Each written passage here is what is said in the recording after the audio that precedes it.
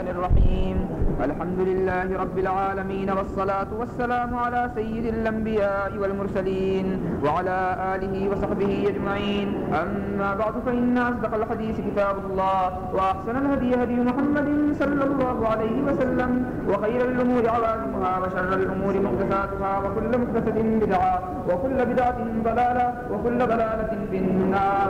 وبالسند المتصل منا إلى الشيخ الإمام الإمام الحافظ الحجة أمير المؤمنين في الحديث أبي عبد الله محمد بن إسماعيل بن إبراهيم بن المغيرة بن بردزبة الجعفي اليماني البخاري رحمه الله.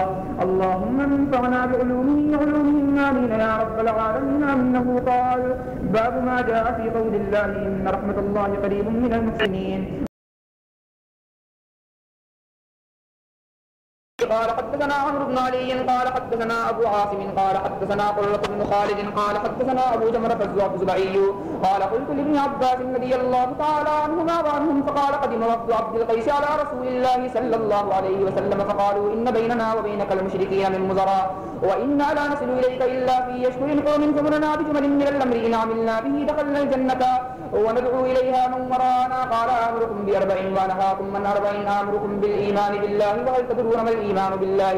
شهادة أن لا إله إلا الله، وإقام الصلاة، وإيتاء الزكاة، وتوفوا من المغنم الخمسا. وأنهاكم من أربع: لا تشربوا في الدباء والنقير والزروف المزفتة والحنتمة. وبه قال حدثنا قتيبة بن سعيد قال حدثنا الليث عن نافع عن القاسم بن محمد عن عائشة رضي الله تعالى عنها وعنهم أن رسول الله صلى الله عليه وسلم قال: إن أصحاب هذه السور يعذبون يوم القيامة ويقال لهم: وحيوا ما خلقتم. وبه قال حدثنا أبو النعمان قال حدثنا حماد بن زيد عن أيوب عن نافع عن ابن عمر رضي الله تعالى عنهما وعنهم قال: قال النبي صلى الله عليه وسلم: إن أصحاب هذه السور يعذبون يوم القيامة ويقال لهم: وحيوا ما خلقتم. وبه قال حدثنا محمد بن العلاء قال حدثنا ابن فضيل عن عمارة عن أبي زرعة أنه سمع أبا هريرة رضي الله تعالى عنه وعنهم قال: سمعت النبي صلى الله عليه وسلم يقول: قال الله: ومن أظلم ممن ذهب يخلق خلقي فليخلقوا ذرة أو ليخلقوا حبة أو شعيرا.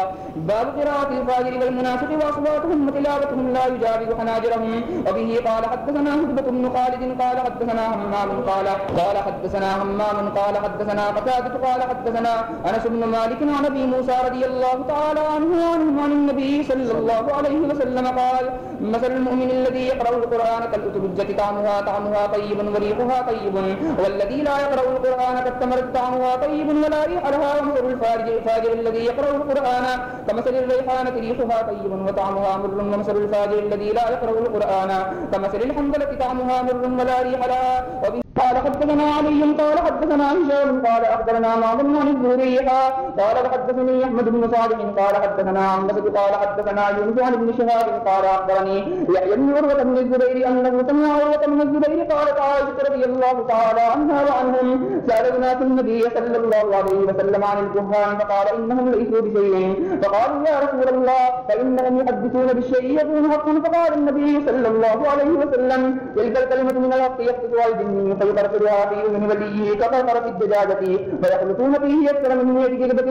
وبه قال حدثنا ابن النعمان قال حدثنا مهدي بن ميمون قال: سمعت محمد بن سيرين يحدث عن معبد بن سيرين عن أبي سعيد الخدري رضي الله تعالى عنه وعنهم عن النبي صلى الله عليه وسلم قال: يخرج ناس من قبل المشرك ويقرؤون القرآن لا يجاوز تراقيهم، يمرقون من الدين كما يمرق السهم من الرمية ثم لا يعودون فيه حتى يعود السهم إلى حوته. قيل: ما فيماهم؟ قال: فيماهم ابن التخليق وقال التزبيد.